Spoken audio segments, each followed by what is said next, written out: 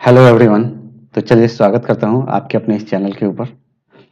तो आप लोगों ने बहुत सारा प्यार दिखाया पिछले वीडियो के लिए जो मैंने कंपनीज एक्ट की सीरीज स्टार्ट की थी। तो आज उसी सीरीज को आगे बढ़ाते हुए मैं कंपनीज एक्ट का चैप्टर 3 लेकर आया हूं।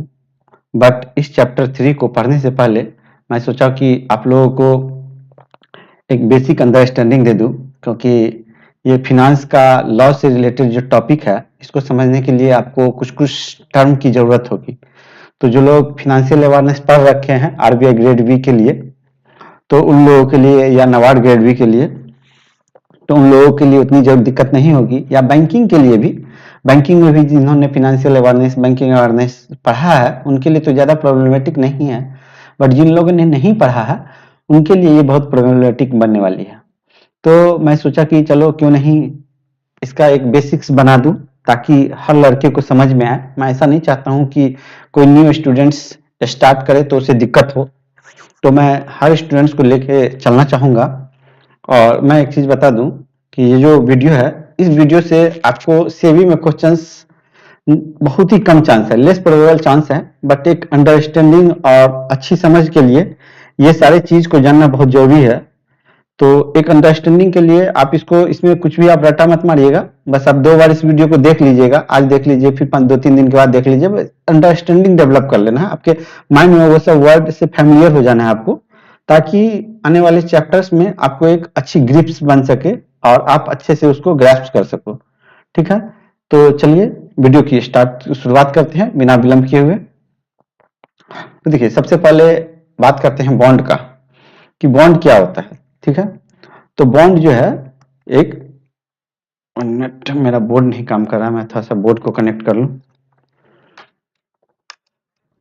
चलो स्टार्ट हो जाओ भाई। तो बॉन्ड क्या होता है? तो बॉन्ड एक डेप्ट इंस्ट्रूमेंट्स है जो कि मोर देन 1 ईयर के लिए लिया जाता है। आपको रेजिंग कैपिटल को रेज करने के लिए लिया जाता है। ठीक है, कैपिटल को रेज करने के लिए लिया जाता है। और ये टर्म को आप याद रखिए, ये सेंट्रल और स्टेट गवर्नमेंट के द्वारा रिलीज किया जाता है। यही चीज यदि प्राइवेट ऑर्गेनाइजेशंस, आपको प्राइवेट ऑर्गेनाइजेशंस रिलीज करे, आपका प्राइवेट ऑर्गेनाइजेशन रिलीज करे, ठीक है, यही चीज, तो इसको डिवेंचर बोलते हैं। ठीक है, तो इसको डिवेंचर बोल देते हैं, यही चीज, सेम चीज। ठीक है, तो गवर्नमेंट एजेंसी जब रिलीज करती है मोर देन 1 ईयर के लिए, तो इसको बॉन्ड बोलते हैं। और आप लोग पढ़े भी हैं, इससे कम साल के लिए तो वो ट्रेजरी बिल सब होता है, आप लोग पढ़े होइएगा इसमें, मार्केट इंस्ट्रूमेंट्स में। तो जिन लोगों ने नहीं पढ़ा है वो, जब हम लोग फिनेंस चैप्टर स्टार्ट करेंगे तो वहां पे मार्केट इंस्ट्रूमेंट्स पढ़ेंगे, तो वो सब लेस देन 1 ईयर के लिए होता है। ये बॉन्ड जो है 1 ईयर से ज्यादा के लिए होता है, जैसे treasury bill less than 1 year के लिए होता है, तो इसी तरह से। तो अभी ट्रेजरी बिल नहीं पढ़ा रहे हैं, तो अब देख लीजिए कि यह अपने बॉन्ड से, आपको इस बॉन्ड से अवगत हो गए, आप परिचित हो चुके हैं। ठीक है, now move to the next topics. What is mean by stock exchange? तो हम लोग स्टॉक एक्सचेंज से क्या समझते हैं? ओके, तो इट्स डिफाइंड अंडर सिक्रा एक्ट। ठीक है, तो ये सिक्योरिटीज कॉन्ट्रैक्ट एक्ट के अंदर इसको डिफाइन किया गया है स्टॉक एक्सचेंज को, जहां पे where buying, selling and dealing of securities will happen. तो ये सब चीज जो है, मतलब बाइंग, सेलिंग और सिक्योरिटीज। तो अब आप लोग सोचेंगे सिक्योरिटीज क्या होता है, तो सिक्योरिटीज को भी हमने डिफाइन किया है। आगे आप स्लाइड में बने रहिए, बी कंटिन्यू विथ अस, तो हम लोग इसको बताएंगे। ठीक है, तो देख लीजिए कि अब सिक्योरिटीज क्या होता है। तो देख लीजिए, सिक्योरिटीज को भी, जब हम लोग सिक्योरिटीज पढ़ रहे हैं, और कंपनीज एक्ट में काफी बार देखने के लिए मिलेगा, तो ये कंपनीज एक्ट में डिफाइन नहीं है। ठीक है, ये SCR सिक्रा एक्ट जो है 1956, इसमें इसको डिफाइन किया गया। ठीक है, इसके सेक्शन शायद 2 या कुछ है, उसमें उतना डीप में भी नहीं जाना है। पिछले बार पढ़ना था इसको 2018 में, सेबी के सिलेबस में ये पढ़ना था 2018 में, बट इस बार के सेबी के सिलेबस में ये चीज नहीं पढ़ना, बट टर्म तो यूज होते ही हैं। तो पिछले 2018 में डीप में पढ़ना था, और इस बार बस इसको टर्म को थोड़ा सा यूज होता है, तो टर्म यूज होगा, डीप में नहीं पढ़ना है आपको कि कब कैसे इशू क्या करते हैं, तो वो सब नहीं पढ़ना है। ठीक है, तो देख लीजिए कि ये जो है, और ये क्या करता है, ये सिक्योरिटीज मीन्स, मतलब समझिए कि जो चीज ट्रेडेबल है एक्सचेंज में, जो भी चीज आप, जिस चीज से आप ट्रेड कर सकते हैं, तो जैसे इंस्ट्रूमेंट, बॉन्ड, इंस्ट्रूमेंट्स में bond, share, Scripps, stock, marketable securities. तो मार्केटेबल सिक्योरिटीज में क्या क्या आ जाता है, जैसे ट्रेजरी बिल आ जाता है मार्केटेबल सिक्योरिटीज में, ठीक है।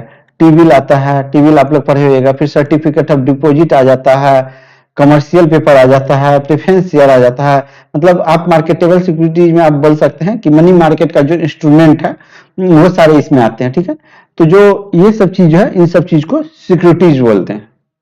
चलिए नेक्स्ट, डिपॉजिटरी क्या होता है, ठीक है।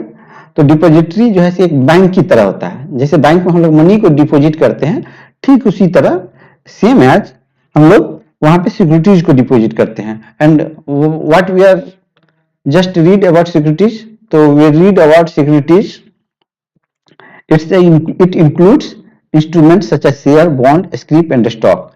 So these all are collectively known as securities. तो यहाँ पे देख लीजिए कि ये यही चीज है। तो ये सारे जो है जब इलेक्ट्रॉनिक फॉर्म में इसको डिपोजिटरी में रखते हैं, ठीक है। तो कैसे इलेक्ट्रॉनिक फॉर्म में रखते हैं तो उसका भी हम लोग अभी बात करेंगे।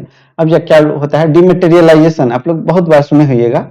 तो इसमें क्या होता है, जब आपका कोई फिजिकल सर्टिफिकेट है, फिजिकल मतलब जिसको कि आप हाथ में ले सकते हैं, जैसे मान लीजिए कोई पेपर है, तो आप पेपर को उसको इलेक्ट्रॉनिक मोड में कन्वर्ट करना है।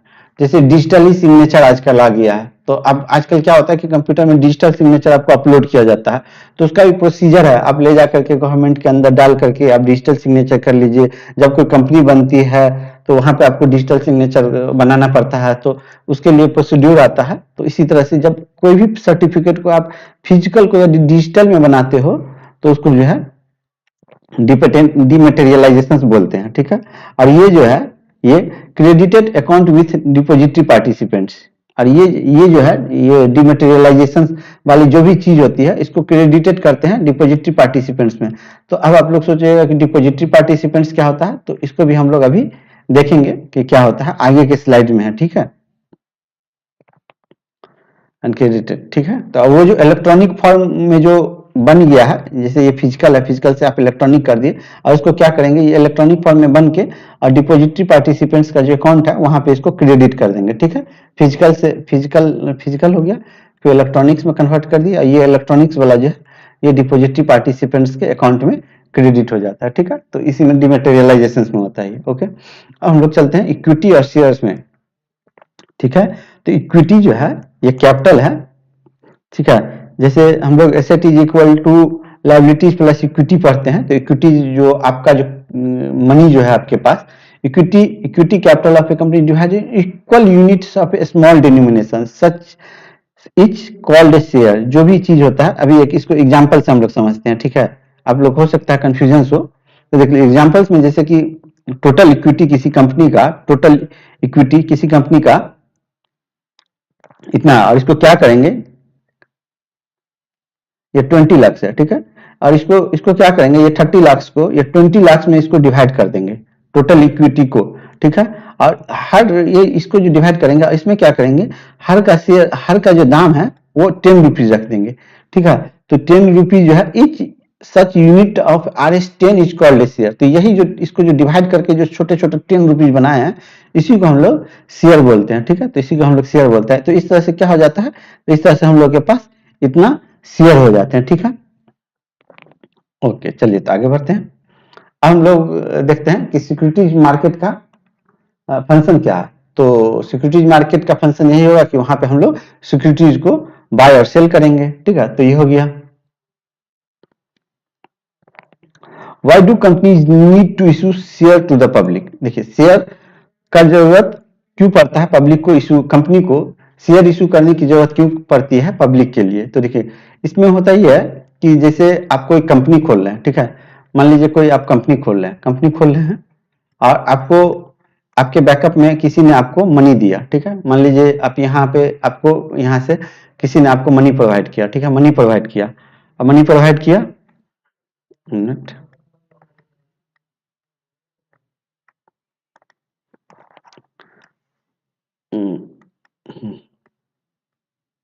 ठीक है। किसी ने आपको मनी प्रोवाइड किया है इस कंपनी को खोलने के लिए, ठीक है। मनी प्रोवाइड किया, आपने अपना कुछ एस्टिमेट लगाया और कंपनी खोलने की कोशिश की, ठीक है। मान लो कि ये आप RS 10 लाख में एक कंपनी खोलने जा रहे हैं, ठीक है। अब क्या हुआ कि 10 लाख रुपीज आपका इंड हो गया तो आप क्या किए, आप पहले गए बैंक के पास लोन लेने के लिए। बैंक भी आपको कुछ लोन देगी, क्योंकि बैंक बहुत ज्यादा लोन नहीं दे सकती है, बट आपको लग रहा है कि नहीं मुझे आप कंपनी को लोन रन करवाना है, तो जब बैंक भी देने में आपको हिचकिचा जाए और आपको हेजिटेट करे कि बैंक भी नहीं दे, तो जनरली लोग जो है पब्लिक इशू करते हैं कि आप मुझे पब्लिक से पैसे चाहिए, और इस तरह से कंपनी चलती है। तो इसीलिए आपको पब्लिक इशू की जरूरत पड़ती है। जब लोगों के पास मनी की स्कार्सिटी हो जाती है तो उसमें हमको पब्लिक इश्यूज की जरूरत पड़ती है। ठीक है, अब देख लीजिए कि ये तो बहुत ही इंपॉर्टेंट है, इस टॉपिक को अच्छे से पढ़िए क्योंकि इसका पूरा इम्प्लीकेशंस है इसमें कंपनीज एक्ट में। ठीक है, primarily what are kind of issues, issues कितने काइंड्स के होते हैं। ठीक है, तो ये पब्लिक होता है, राइट होता है, प्रेफरेंशियल इश्यूज होता है, इसको also known as private placements. ठीक है, ऑल्सो इसको प्राइवेट प्लेसमेंट्स भी बोलते हैं। तो ये सब जो है ये सब जो है इश्यूज होते हैं। ठीक है, और इश्यूज में क्या होता है कि इस दोनों के लिए जो है, इस दोनों के लिए थोड़ा सा डिटेल प्रोसीजर है। तो क्या क्या प्रोसीजर है इसका, तो वो हम लोग कंपनी एक्ट जो पढ़ेंगे तो उसमें हम लोग को पता चलेगा। जैसे कि पब्लिक इश्यूज है तो हम लोग कंपनी एक्ट जब स्टार्ट करेंगे, क्योंकि इसको मैं एक डायग्राम में दिया हूं आप लोगों को, और ताकि सिंपलर फॉर्म में दिखे। ठीक है, तो चलिए हम लोग पहले डायग्राम में इसको देखते हैं ताकि आपको इजी से अंडरस्टैंडिंग हो इस चीज टॉपिक की। देखिए यहाँ पे पब्लिक, राइट, प्रेफरेंशियल, देखिए पब्लिक, ये पब्लिक हो गया, ये राइट हो गया, और यहाँ पे प्रेफरेंशियल वाला है। ठीक है, ये बोनस वाला है। ठीक है, तो ये देखिए ये सारा हम लोग को पढ़ना है। जब हम लोग ये पढ़ेंगे, हम लोग कहाँ पे ये पढ़ेंगे, कल हम लोग का जो वीडियो आएगा उसमें हम लोग पढ़ेंगे, चैप्टर 3 में पढ़ेंगे। और ये चैप्टर 3 का जो सबसे पहला जो सेक्शन है जो स्टार्ट होता है, share capital prospectus and allotment of securities. ठीक है, सेक्शन चैप्टर 3 का, तो ये यहीं से स्टार्ट होगा, सेक्शन 23 से ही स्टार्ट होगा। तो इसमें ही सबसे पहला जो हम लोग पढ़ेंगे वो पब्लिक इश्यूज पढ़ेंगे। ठीक है, तो पब्लिक इश्यूज कौन कंपनी इशू करती है, कौन कंपनी इश्यूज नहीं करती है। ठीक है, तो पब्लिक इश्यूज तो वो सब पढ़ेंगे हम लोग। ठीक है, ये जो है ये राइट इश्यूज, ये हम लोग पढ़ेंगे चैप्टर 4 में। ठीक है, ये हम लोग पढ़ेंगे चैप्टर 4 में पढ़ेंगे हम लोग, चैप्टर 4 में सेक्शन 62 में पढ़ेंगे। ठीक है, तो इसे आपको याद रखना चाहिए, ये सब बहुत ही इंपॉर्टेंट सेक्शन है। कुछ सेक्शन आपको याद रखना ही चाहिए, जैसे सेक्शन 24 जो आया हुआ था एग्जाम में, सेबी के एग्जाम में पूछा था कि उसमें दिया हुआ था, तो जो हम लोग पढ़ेंगे तो उससे मैं बता दूंगा आपको। और देख लीजिए क्या बोनस इश्यूज, तो ये बोनस इश्यूज जो है आपको सेक्शन 23 में है। ठीक है, सेक्शन 23 में, ये भी चैप्टर 4 में ही है। 62 22 3 से लेकर के 41 42 तक, 23 से लेकर के 42 तक जो है चैप्टर 3 में है। और चैप्टर 4 में जो है सो 43 से लेकर के 72 तक है चैप्टर 4 में। ठीक है, तो ये सारा हम लोग को पढ़ना है 43 से लेकर के 72 तक है। ठीक, तो सारा हम लोग को पढ़ना है। यहाँ पे 62 में यह राइट इश्यूज हो गया, और ये प्राइवेट प्लेसमेंट भी हम लोग को पढ़ना है। ये प्राइवेट प्लेसमेंट सेक्शन, इसमें चैप्टर 3 का जो सबसे लास्ट वाला सेक्शन है, सेक्शन 42, बहुत ही इंपॉर्टेंट सेक्शन है, इसमें हम लोग को पढ़ना है। तो उसमें हम लोग पूरे डिटेल में पढ़ेंगे इस चीज को। तो चलिए एक चीज आपको दिखा दे रहे हैं। ठीक है, एक देख लीजिए कि क्या होता है, कंपनीज किस तरह से रहता है सिक्योरिटीज में। सिक्योरिटी एक कंपनी, तो देखिए प्राइवेट कंपनीज होता है और एक पब्लिक कंपनीज होती है। ठीक है, प्राइवेट होती है, पब्लिक होती है। और पब्लिक के अंतर्गत दो टाइप की कंपनीज होती है, एक होती है अनलिस्टेड और एक होती है लिस्टेड। ठीक है, अनलिस्टेड और लिस्टेड, बहुत सारे लोगों को ये मिसअंडरस्टैंडिंग होती है कि पब्लिक कंपनी हमेशा लिस्टेड ही होती है क्योंकि वो पब्लिक कंपनी है, तो ऐसा नहीं है। और प्राइवेट कंपनी पब्लिक और लिस्टेड और अनलिस्टेड वाले इसमें कोई बात नहीं होती है। ठीक, तो प्राइवेट कंपनी में क्या होता है कि आपको जो है प्राइवेट प्लेसमेंट हो जाता है। और देख लीजिए प्राइवेट प्लेसमेंट, तो यहाँ पे मैंने लिख दिया था आपको प्राइवेट प्लेसमेंट, तो देखिए यहाँ पे लिखा हुआ है सेक्शन 42। ठीक है, और ये जो है कंप्लाई करता है प्राइवेट प्लेसमेंट सेक्शन 42 को, ये प्राइवेट प्लेसमेंट हो गया। और सेक्शन 62 को, ठीक है, तो सेक्शन 62, ये सॉरी ये सेक्शन 63 है। ओके, ये सेक्शन 63 है। ओके,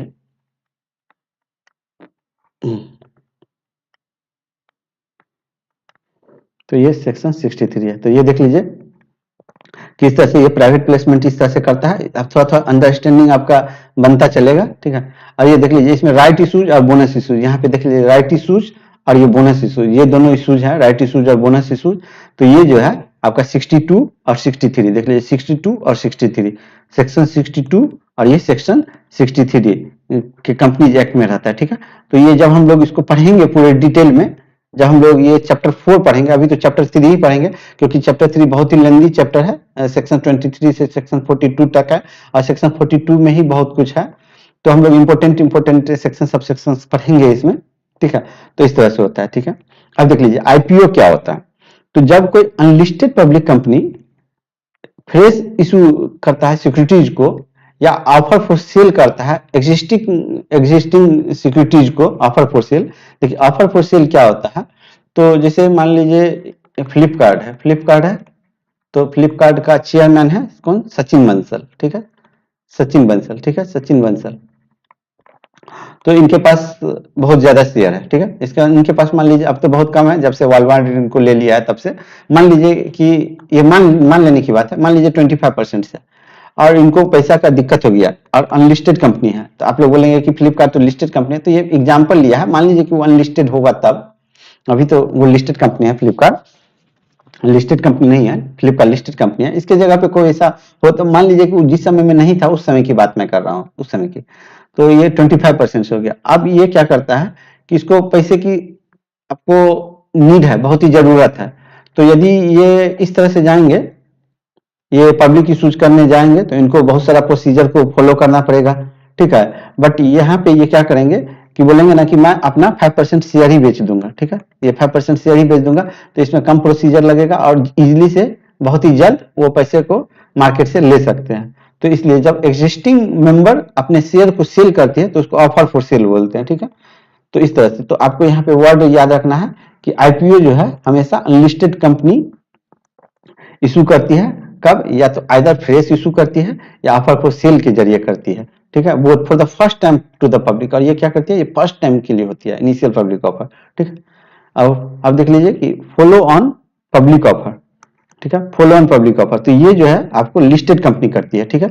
तो आप यहाँ पे देख लीजिए, मैं इसलिए आपको बता दिया था, देखिए लिस्टेड और अनलिस्टेड आ रहा है ना, ये वर्ड देख लीजिए यहाँ पे, ये लिस्टेड कंपनी और ये अनलिस्टेड कंपनी, ठीक है। तो यहाँ पे आप देखेंगे तो यहाँ पे देख लीजिए कि ये पब्लिक कंपनी की बात कर रही है, ठीक है, पब्लिक कंपनी में ही लिस्टेड और अनलिस्टेड है, ठीक है। तो आपको प्राइवेट की तरफ नहीं जाना है, आपको थोड़ा सा ये ग्राफ आपको माइंड में रखना पड़ेगा कि इस तरह से ये पब्लिक कंपनी की बात करिए, ठीक है, पब्लिक कंपनी में लिस्टेड और अनलिस्टेड की बात करिए, ठीक है, ठीक है। यहाँ पे देख लीजिए कि लिस्टेड मतलब उसकी बात कर रहे हैं, कहाँ पे आप समझ गए, ठीक है। जब listed company makes either a fresh issue or fresh issue of a securities to the public or offer for sale to the public, या तो फ्रेश इशूज या तो ऑफर फॉर सेल। ये आईपीओ की तरह ही डिफिनेशन है, बट यही है कि ये अनलिस्टेड कंपनी करती है और ये फर्स्ट टाइम करती है, और ये जो है फर्दर इशू जो है सो ये बार बार होता रहता है, सेकेंड टाइम थर्ड टाइम जब भी हो, और ये लिस्टेड कंपनी के द्वारा किया जाता है, ठीक है, लिस्टेड कंपनी के द्वारा, ठीक है। अब राइट इशूज देख लीजिए, तो राइट इशूज भी जो है आपको लिस्टेड कंपनी के द्वारा ही किया जाता है, और ये जो है लाइट इशूज लिस्टेड कंपनी के द्वारा किया जाता है, और ये जो है प्रपोज करता है issue of fresh securities to existing share holder. Right issues हमेशा एग्जिस्टिंग शेयर होल्डर्स को दिया जाता है, ठीक, राइट इशूज हमेशा एग्जिस्टिंग शेयर होल्डर्स को दिया जाता है। और ये क्या होता है कि ये एक पार्टिकुलर रेशियो में दिया जाता है। तो जैसे मान लीजिए आपको लिखा हुआ रहेगा कहीं पे न्यूमेरिकल में, आप कॉमर्स ऑफ अकाउंटेंसी जो पढ़ेंगे तो इसमें हम लोग इस पे कुछ न्यूमेरिकल भी देखेंगे, कॉमर्स एंड अकाउंटेंसी में, ठीक है, ठीक है। तो कॉमर्स एंड अकाउंटेंसी जब पढ़ेंगे तो इसमें एक कुछ हम लोग न्यूमेरिकल भी देखेंगे। तो जैसे कि राइट इशूज होता है तो लिखा रहता है कि राइट इशूज 2:3 के रेशियो में दिया जाता है। तो 3 जो है आपके पास यदि एग्जिस्टिंग शेयर है, ठीक है, एग्जिस्टिंग शेयर है 3, तो 2 जो है आपको राइट दिया गया है, ठीक है, बाई करने के लिए, ठीक है, पार्टिकुलर रेशियो में दिया जाता है तो 2 जो है आपको राइट दिया जाता है। तो एग्जिस्टिंग शेयर को देने से ये फायदा ये हो जाता है कि आपका जो कंपनी का जो ये है ऑनरशिप जो है वो डाइल्यूट नहीं होता है, ठीक है। तो उसी लिमिटेड आदमी के पास कंपनी का ऑनरशिप रह जाता है, ठीक है। तो यही आपको थोड़ा सा याद रखना है कि ये लिस्टेड कंपनी के द्वारा इशू किया जाता है, फ्रेश इशू किया जाता है, एग्जिस्टिंग शेयर होल्डर को दिया जाता है, ये पार्टिकुलर रेशियो में होता है, और पार्टिकुलर रेशियो में होता है, और इसको इशू करने से आपका जो है ऑनरशिप कंपनी का डाइल्यूट नहीं होता है, ठीक है। क्योंकि आपको पता है कि शेयर जब भी कोई ऑन करता है तो वो उस कंपनी का ऑनर हो जाता है, ठीक है। जबकि डेप्ट जब भी कोई डेप्ट लेता है, मान लीजिए बॉन्ड आप लिए हुए हैं, तो आप कंपनी के लिए क्रेडिटर है, ठीक है, क्रेडिटर है, ठीक है, कंपनी के लिए क्रेडिटर है। ओके, अब देख लीजिए बोनस इशूज। तो बोनस इशूज भी जो है रेशियो के ही टर्म में दिया जाता है, जैसे 2:3 के रेशियो में मान लीजिए दे दिए, तो 2 जो है सो यहाँ पे बोनस हो गया, ठीक है। और बोनस जो है इशू किया जाता है एग्जिस्टिंग शेयर होल्डर को फ्री ऑफ कॉस्ट दिया जाता है, ठीक है। जैसे आपको बोल दिया जाए कि आप कंपनी में यदि 5 साल कंटिन्यू कर गए तो 5th ईयर के बाद जो है आपको 2 शेयर, हर 3 शेयर पे आपको 2 शेयर फ्री में दिया जाएगा, ठीक है। तो इस तरह से बोनस इशू किया जाता है। तो ये मैं इसलिए लगा दिया हूं कि ये आपको दोनों जगह पढ़ना है, कॉमर्स एंड अकाउंटेंसी में भी, और आपको कहा कॉमर्स एंड अकाउंटेंसी में इसको पढ़ना है कि आपको कि कहाँ से फ्री रिजर्व बोनस इशू कहाँ से इसको करते हैं, और चैप्टर 8 में भी इसको पढ़ना है, ठीक है। तो दोनों जगह पढ़ना है, तो इसलिए मैं इसको लिख दिया हूँ कि ये आपको लाइन लगा दिया हूँ कि कंपनी जो है जब भी बोनस इशू आपको इशू करती है तो या तो फ्री रिजर्व से करती है या सिक्योरिटीज प्रीमियम अकाउंट से करती है, ठीक है। तो जिन लोगों ने अभी तक इंट्रोडक्शन वाली वीडियो नहीं देखा है वो लोग कृपया इंट्रोडक्शन वाली वीडियो को देख लें, क्योंकि वहां पे मैंने बताया था कि सिक्योरिटीज प्रीमियम अकाउंट क्या होता है, ठीक है।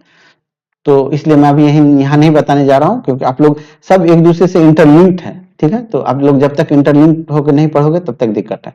अब देख लीजिए कि प्राइवेट प्लेसमेंट क्या होती है।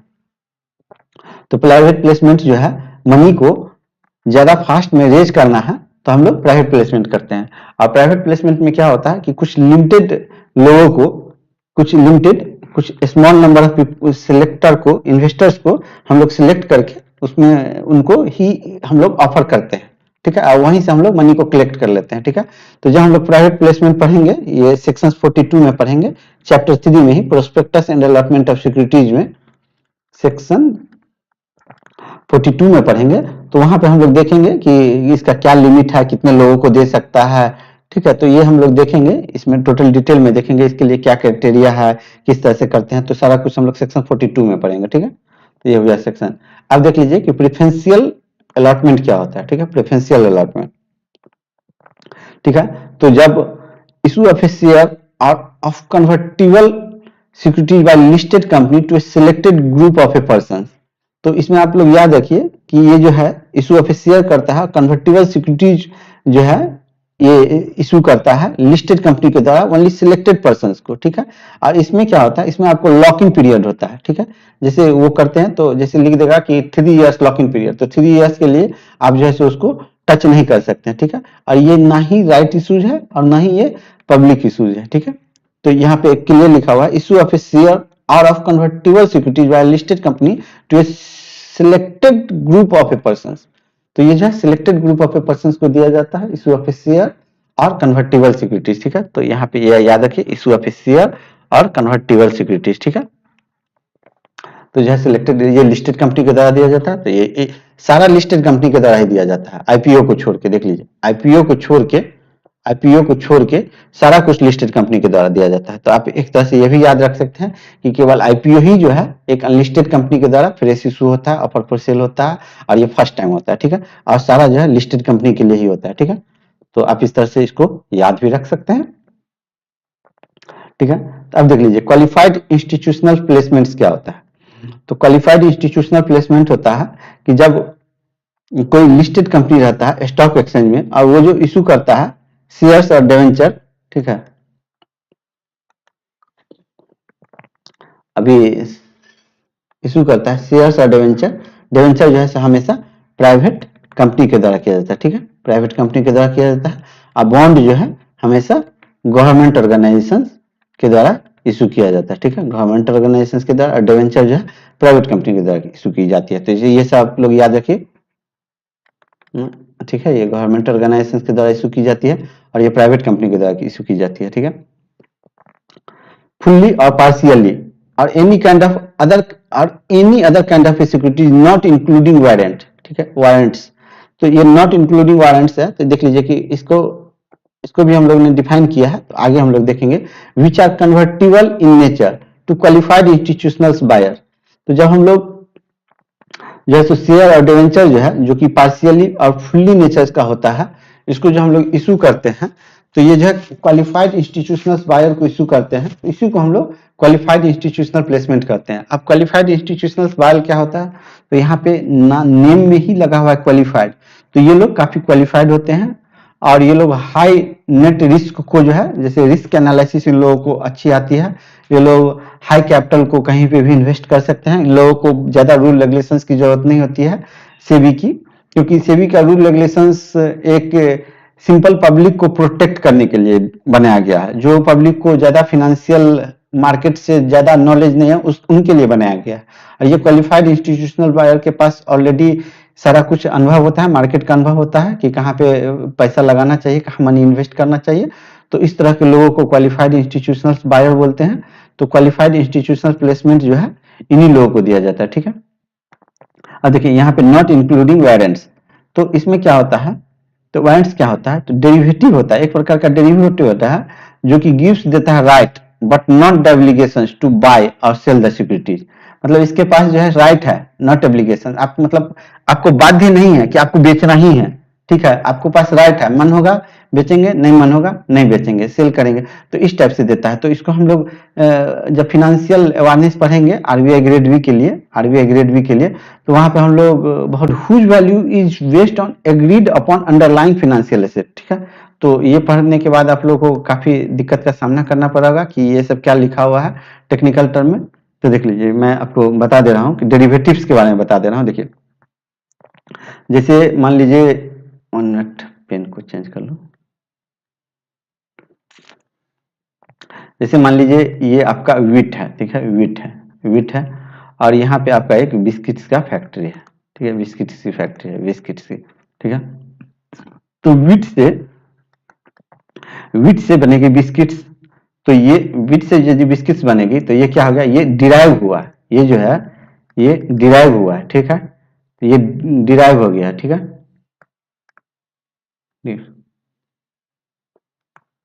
ठीक है, ये डिराइव हुआ है, ठीक है, ये डिराइव हुआ है किससे, तो इससे, वीट से। तो ये जो है ये हमारा अंडरलाइंग एसेट्स है, ठीक है, अंडरलाइंग, ठीक है, एसेट्स है, ये अंडरलाइंग फाइनेंशियल एसेट है, ठीक, चलिए ठीक है, अंडरलाइंग फाइनेंशियल एसेट्स है। तो यही चीज होता है।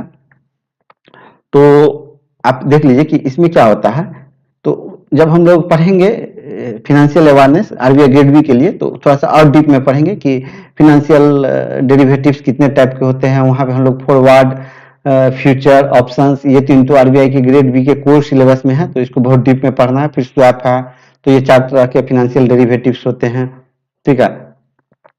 तो इस तरह से हम लोग पढ़ेंगे और वहां पे अंडरलाइंग स्टेक, जैसे कि मान लीजिए कोई कंपनी है, ठीक है, कंपनी है, तो कंपनी के लिए उसका अंडरलाइंग एसेट्स आप शेयर को बोल सकते हैं, ठीक है। जैसे हम लोग अभी कंपनी और शेयर पढ़ रहे हैं ना, तो शेयर जो है किसी कंपनी के लिए आपका शेयर जो है आपका डेरिवेटिव्स हो गया, सॉरी, शेयर और कंपनीज में यदि हम लोग कंपेयर करें, ठीक है, आपको कंपेयर करने आना चाहिए, तो शेयर और कंपनीज में, तो शेयर जो है आपका ये डेरिवेटिव्स हो जाएगा।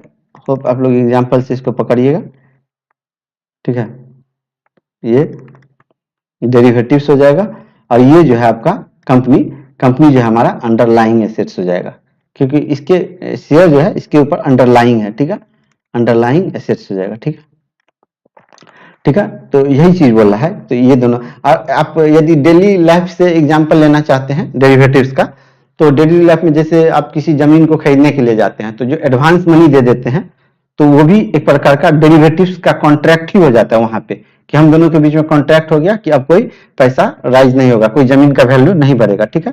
तो इसमें यही होता है कि देखिए यहाँ पे एकदम क्लियर लिखा है, यू कॉन्ट्रैक्ट बिटवीन 2 और more parties whose value is based on agreed upon underlying asset, कि ये जो है ना, वो जो वैल्यू है वो ऑलरेडी एग्रीड रहता है। जैसे आप मान लीजिए जमीन खरीदने के लिए गए, ठीक है, तो उस फिनेंशियल एसेट का जो एग्रीड वैल्यू हो गया, और ये दो आदमी के, आपका और जिस आदमी के बीच में जमीन खरीद रहा है, तो इस तरह से आप डेली एग्जांपल से इसको थोड़ा बहुत कनेक्ट कर सकते हैं। एग्जैक्ट तो नहीं कनेक्ट कर सकते हैं, बट इसको कनेक्ट करके आप समझ सकते हैं कि क्या हुआ डेरिवेटिव्स। तो यही एक प्रकार का कॉन्ट्रैक्ट समझिए दो लोगों के बीच में, ठीक है।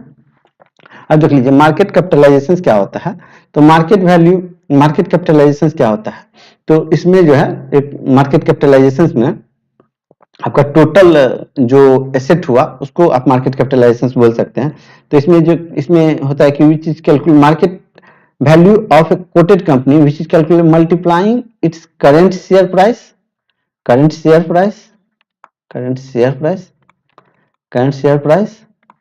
and by the number of share in issue is called and number of shares, ठीक है, number of shares, market capitalisation, ठीक है।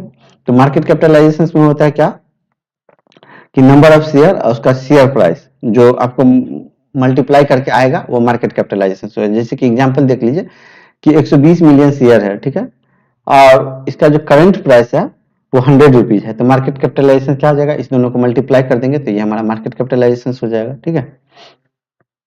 अब देख लीजिए कि private public issues and private placement में डिफरेंस क्या होता है, ठीक है। तो हम लोग ने पब्लिक इशूज भी पढ़ लिया, प्राइवेट प्लेसमेंट भी पढ़ लिया। तो पब्लिक इशूज जो है ये जनरल पब्लिक को करते हैं, ठीक है, ये जनरल पब्लिक को करते हैं, जनरल पब्लिक को करते हैं, ठीक है, जनरल पब्लिक को करते हैं। और ये पब्लिक इशूज जो है ये पब्लिक कंपनी करती है, ठीक है, पब्लिक कंपनी करती है। और प्राइवेट तो आपको जब हम लोग सेवी का पढ़ेंगे तो वो पूछ देगा कि पब्लिक इशूज किस कंपनी के द्वारा इशू नहीं किया जाता है। एक तरह का ऑब्जेक्टिव आता है, बहुत ही फेमस ऑब्जेक्टिव है कंपनी एक्ट का कि पब्लिक इशूज किस कंपनी के द्वारा नहीं इशू किया जा सकता है, तो प्राइवेट कंपनी के द्वारा, ठीक है। यहाँ पे देख लीजिए ग्राफ में भी आपको दिखा दे रहे हैं, फिर से पीछे ले जाके 1 मिनट देख लीजिए। पब्लिक इशूज, यहाँ पब्लिक इशूज वहां पे कर रहा था, पब्लिक इशूज किसके द्वारा नहीं इशू किया जा सकता है, तो प्राइवेट कंपनी के द्वारा। प्राइवेट कंपनी के द्वारा पब्लिक इशूज नहीं इशू किया जा सकता है, प्राइवेट कंपनी के द्वारा पब्लिक इशूज पब्लिक कंपनी के द्वारा इशू किया जा सकता है, ठीक है, पब्लिक इशूज।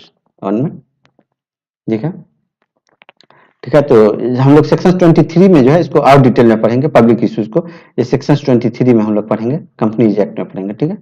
तो अगले दिन क्लास में हम लोग इसी को करेंगे। तो देख लीजिए एकदम क्लियर लिखा हुआ है कि when an issue is not made only to a selected people but is open to a general public and any other large, it is called public issues, ठीक है, it is called public issues। तो इसको public issues बोलते हैं। और private placement किसको बोलते हैं कि जब वो सिलेक्टेड पीपुल को दिया जाता है, इसमें 50 से 200 का रेंज है, ठीक है। तो विदिन फाइनेंशियल ईयर सेक्शन 42 में हम लोग में पढ़ा था, सेक्शन 42 मैं बार बार इसलिए बोल रहा हूं ताकि आप लोग को सेक्शंस भी याद होता चले, ठीक है। देख लीजिए सेक्शन 42 यहाँ अभी भी लिखे थे, बार बार मैं इसलिए बोलता हूँ, यहाँ पे भी मैं लिखा हूँ, यहाँ पे, क्योंकि ये सब बहुत ही इंपॉर्टेंट सेक्शंस है, ठीक है। तो सारे इंपॉर्टेंट सेक्शंस को नहीं, बट इसमें जो इंपॉर्टेंट सेक्शंस है ये आपको याद होने चाहिए, ठीक है। अब क्या होता है आईपीओ, क्या होता है, तो आईपीओ तो हम लोग ने पहले पढ़ा था, अभी जस्ट पढ़ा था, तो उसमें मैं बता दूं 1 मिनट, यहाँ पे थोड़ा सा और डिटेल में बता दूं, ठीक है। ये आईपीओ जो है ये फर्स्ट टाइम इशू होता है, फर्स्ट टाइम इशूज होता है, ठीक है। और आईपीओ जो है ये प्राइमरी मार्केट की इंस्ट्रूमेंट है, ठीक है, ये प्राइमरी मार्केट की इंस्ट्रूमेंट है, ये प्राइमरी मार्केट की है। और ये दोनों की जो बात करें राइट इशूज और बोनस इशूज, ये सेकेंडरी मार्केट का इंस्ट्रूमेंट है, ठीक है, ठीक है, ये सेकेंडरी मार्केट का, ठीक है। तो आप लोग इसको थोड़ा सा कनेक्ट भी करते चलिए, primary market, secondary market, financial awareness में हम लोग खूब पढ़ते हैं। तो ये सेकेंडरी मार्केट के इंस्ट्रूमेंट्स है। आईपीओ जो पब्लिक इशूज जो फर्स्ट टाइम करते हैं, जो फर्स्ट इशूज, ठीक है, तो फर्स्ट टाइम जो करते हैं अनलिस्टेड कंपनी के द्वारा, अनलिस्टेड कंपनी कहाँ पे है, तो यहाँ पे है, ठीक है। पब्लिक इशूज देख रहे हैं, पब्लिक इशूज देख रहे हैं, यहाँ पे पब्लिक इशूज पब्लिक कंपनी के द्वारा इशू की जाती है, नॉट ए प्राइवेट कंपनी। तो ये ऑब्जेक्टिव बहुत ही इंपॉर्टेंट ऑब्जेक्टिव है, जो कि काफी आपको कंपनीज एक्ट में मिलेगा कि पब्लिक इशूज किसके द्वारा इशू की जाती है, पब्लिक कंपनी के द्वारा, ठीक है। आगे चलिए, ठीक है, तो ये हो गया। अब डिपोजिटरी पढ़ लेते हैं, ठीक है, डिपोजिटरी।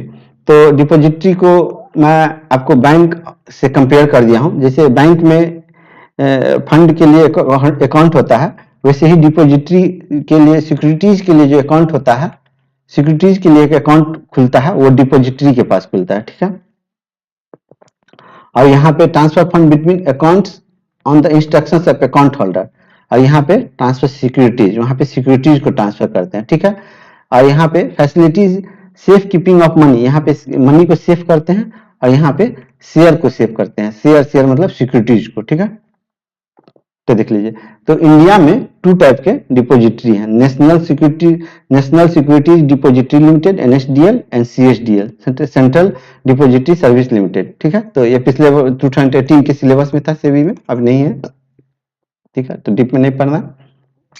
तो देख लीजिए यहाँ पे, अब देख लीजिए कि क्या होता है, किस तरह से होता है। इसको जब हम लोग पढ़ेंगे, इसको हम लोग पढ़ेंगे GDR, ग्लोबल डिपोजिटरी रिसिप्ट। ठीक है, सेक्शन 41 ग्लोबल डिपोजिटरी रिसिप्ट। अभी मैं बोला था private placement, section 42 private placement, अभी मैं आपको बोला भी था प्राइवेट प्लेसमेंट सेक्शन 42। वीडियो लंबी जा रही होगी तो आप लोग 2 पे करके देखिएगा, प्राइवेट प्लेसमेंट सेक्शन 42। तो ये GDR, तो GDR को जो हम समझाएंगे ग्लोबल डिपोजिटरी रिसिप्ट क्या होता है, तो वहां पे इस चीज की जरूरत पड़ेगी। तो अभी थोड़ा सा मैं बेस दे रहा हूँ, डीप में नहीं जाऊंगा अभी, बस थोड़ा सा आप लोग समझ लीजिए कि जैसे कि ये CDR, ये जो डिपोजिटरी होता है 2 टाइप का है इंडिया में, NSDL और CSDL। देख लीजिए ये NSDL और CSDL है। तो इसके अंतर्गत डिपोजिटरी पार्टिसिपेंट्स होते हैं। ठीक है, तो डिपोजिटरी पार्टिसिपेंट्स में क्या होता है, तो फिनेंशियल इंस्टीट्यूट्स इसमें जुड़े रहते हैं। तो जैसे कि आप देख लीजिए कि ये जो आपका SBI है, HDFC बैंक है, तो ये सब आपका डिपोजिटरी पार्टिसिपेंट्स है। और यहाँ पे आप जो है यहीं से आप इससे सर्टिफिकेट खरीदते हैं, डिपोजिटरी सर्टिफिकेट कहते हैं। ठीक है, तो वहां पे हम लोग और अच्छे से पढ़ेंगे कि GDR क्या होता है, ADR क्या होता है, सेक्शन 41 में पढ़ेंगे इस चीज को। ठीक है, ठीक है, तो यहाँ पे देख लीजिए कि डिपोजिटरी पार्टिसिपेंट्स, ये जो डिपोजिटरी पार्टिसिपेंट्स है इसके बारे में देख लीजिए कि डिपोजिटरी पार्टिसिपेंट्स क्या होता है। तो डिपोजिटरी यह प्रोवाइड करता है सर्विस अपने एजेंट को, जिसको कि डिपोजिटरी पार्टिसिपेंट्स करते हैं। ठीक है, तो ये देख लीजिए कि ये जो है एज ए एजेंट काम कर रहा है। ठीक है, डिपोजिटरी के लिए बैंक भी जो है एक एजेंट है डिपोजिटरी के लिए। ठीक है, तब सोच लीजिए कि आप सेबी में यदि जॉब करते हैं तो कितनी बड़ी रॉयल जॉब है कि बैंक भी आपका एजेंट की तरह काम करेगा। ठीक है, these agents are appointed by depository, ठीक है, with the approval of SEBI, SEBI के अप्रूवल से होता है। ठीक है, अब देख लीजिए कि 3 कैटेगरीज आपको दिखा दे रहे हैं कैटेगरीज।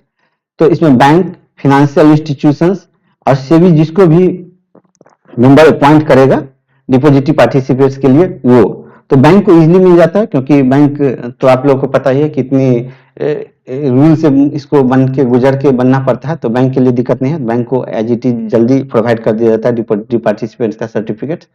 ठीक है, अब देख लीजिए कि अब जो फिजिकल जो आपका जो सर्टिफिकेट होता है, तो उसको डिमेटेरियलाइज फॉर्म में कैसे करते हैं, तो इसको पहले डीमेट रिक्वेस्ट फॉर्म में इसको लेते हैं। डीमेट फॉर्म रिक्वेस्ट फॉर्म हम लोग लेते हैं और उसको फॉर्म को फिलअप करके और इसको सबमिट करते हैं। और सबमिट करने के बाद जो है आपको एक ISIN नंबर दिया जाता है।